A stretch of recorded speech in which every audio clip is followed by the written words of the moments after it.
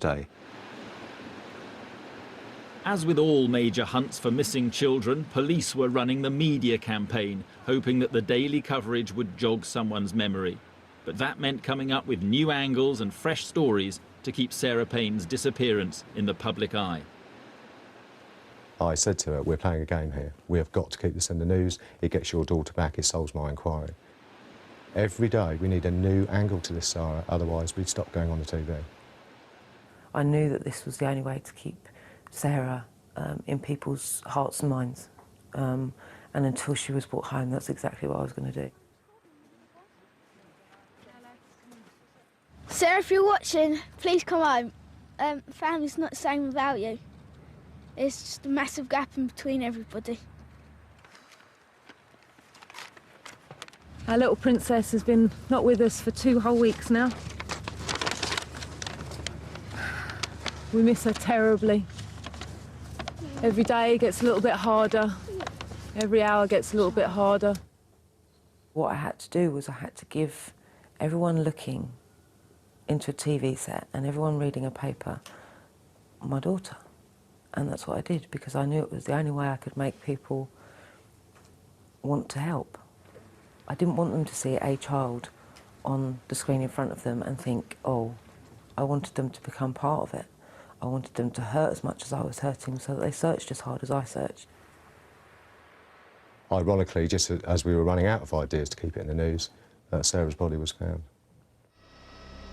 On Monday morning, July the 17th, 2000, in a field opposite Brinsbury College, 15 miles from Littlehampton, came reports of the discovery of a little girl's body. I was at Littlehampton Police Station with most of my team at that point, and we heard that a body had been found just off the A29 road. A member of the public had been walking through the field and had stumbled across a body in a shallow grave. So I gathered my team together and we sped up there, and I initially took charge of the scene.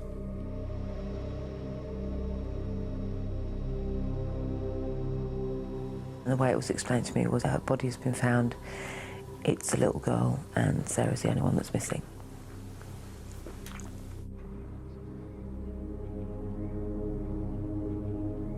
Oh, it was just, and it's like slow motion.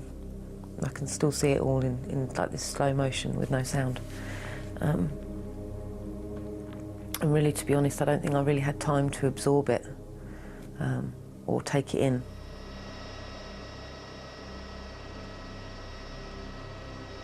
Sarah had not been buried very well. She had been exposed to the elements for 17 days. And what was there wasn't a small child. That's the only way I can put it. It's what nightmares are made of. No police officer ever wants to work on a child murder. It's, you know, we're all parents. Right from the start, despite Sarah's emotive pleas and fantastic, heartfelt belief that her daughter was alive, most of us knew she wasn't. And so we were already gearing up for the scenario of Sarah being found dead long before that body was found.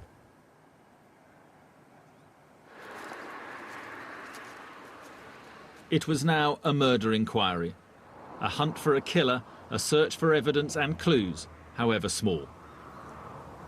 The body was just over there, 5 yards away.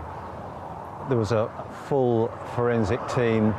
There was every ologist known to man that was here just to try and get some sort of forensic evidence.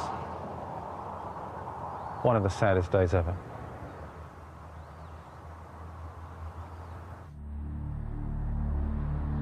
Following the discovery of Sarah's body, the public's response threatened to overwhelm the investigation. We had 1,000 messages coming in a day from the public. I couldn't possibly read 1,000 messages, so we had a team of detectives prioritising those messages into ABC. Everybody wants to help. You've got to sort out the wood from the trees. Amid all the less useful information coming in, much of it just tying up resources, one find was to prove hugely significant. Deborah Bray lived 3 miles away from the murder scene. 2 days after Sarah had disappeared, there was a little shoe in the middle of the road, which was brand new, and it alerted me. I thought some little one from Coolham School had probably thrown it out the car window. And it must have been there 3 or 4 days when it wasn't there anymore. I assumed that maybe someone had picked it up. 2 weeks later, and Deborah Bray heard on the radio about the discovery of Sarah's body in a nearby field and recalled seeing the little shoe in the middle of the road. When the body was found, I rang the police straight away, and whoever it was on the phone said, "Oh, well, can you go and see?" I walked down the road looking for the shoe and found it in amongst the grass under the hedge, quite a way in. So it had been knocked quite away by cars passing. It took quite a lot of looking for. I picked it up very gingerly with my little finger and took it back to the car, and then drove to Brinsbury, where I knew the police were. It would be several weeks before anyone realised the significance of what Deborah Bray had found. I'm a senior forensic biologist in the Forensic Science Service, and I deal with usually offences against the person, so murder, rape, and in this case, the abduction of a little girl. Like the police, Ray Chapman and his team were overwhelmed with information. And at first, the hunt for clues seemed to be going nowhere. There's pressure in the sense that police want things very quickly, but they also know how many items they've submitted to the laboratory. And in this case, in total, there was over 500 items submitted, so they do have some idea that things are going to have to take a little while. July the 20th, and Sarah's family visit the site where her body was discovered. I wanted Sarah to be remembered. I wanted everyone to remember what happened to this little girl when she went and played on a field. I didn't want her just to disappear into nothingness, and for all those people that had helped search, helped look and written to us, for them to forget.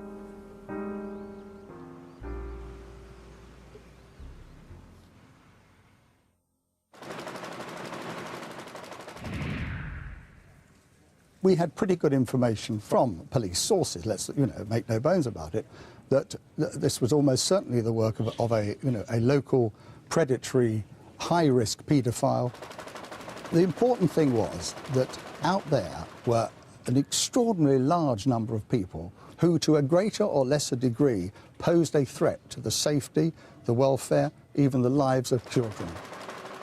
And so out of that evolved very quickly the idea that we should liaise with Sara and her family and see whether or not they would want to join us in a campaign. It was time that somebody stood up and said, you know, if you can't keep them in prison and if you can't monitor these people, you better start letting us know that they're there. So we took polls, we conducted some polls, and they came in at between 80 and 90% of the people who were polled who said, yes, we believe these people should be identified, they should be named, they should be shamed. The decision to publish the names and the faces of 50 paedophiles convicted of offences against children was massively controversial. Critics accused the News of the World of inciting vigilante justice. And sure enough, there were attacks, not just on those who had been convicted of offences against children. Innocent people were also targeted, including in South Wales, a female paediatrician whom protesters had confused as a paedophile. But the News of the World campaign touched a nerve all over the country. I don't blame them for being angry the way that they were. I'm not surprised that they demonstrated in the way they were, and I'm not surprised they were as angry as they were. And I think, to be honest, had it been me at that time, I probably would have reacted in exactly the same way. More than 1 million people signed a petition demanding that the government change the law disclosing the whereabouts of known paedophiles. The demands for a so-called Sarah's Law, a lasting tribute to Sara Payne, continued. As for Roy Whiting, the prime suspect for Sarah's murder, police were about to get the break they'd been hoping for. We're going north, speed is 70 miles an hour. We have our lights on, vehicles refusing to stop. It was never a manhunt for Roy Whiting. From the beginning, Roy Whiting just kept coming up, was there from the start and just didn't go away. Following the discovery of Sarah Payne's body, Roy Whiting, the prime suspect in the case, had gone on the run but was still under surveillance. He had left his father's house in Crawley, where he'd committed a previous offence against a young girl, after bricks were thrown through the window. Whiting was now sleeping rough.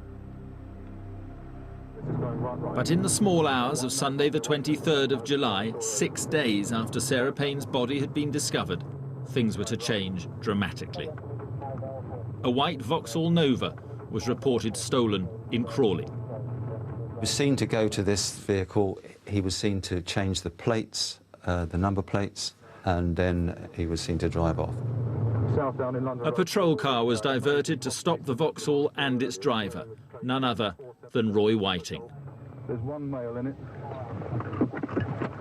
So a decision was made for a marked vehicle to stop him. And at that point, the chase started. In a desperate bid to get away, at one stage, Whiting reversed the Vauxhall down a dual carriageway. Down to the County Oak roundabout, reversing north. One male in it. Vehicle's now going south-south. London Road on the northbound carriageway. Going south past the BP garage. Gone round to the back of Allied Carpets. Drove like an absolute maniac. Carpets, down you go. And he could cause the death of someone. We're into the car park. Keep going. County Oak Industrial Estate. It's going a right into an unmade road. There we go. Going down to the back of Langley Walk. We have a warning light come up on our car. We believe it might be damaged. We may have to call off this follow. More police were now in pursuit. Whiting then dumped the stolen Vauxhall and ran off across fields, but he was then arrested by other officers.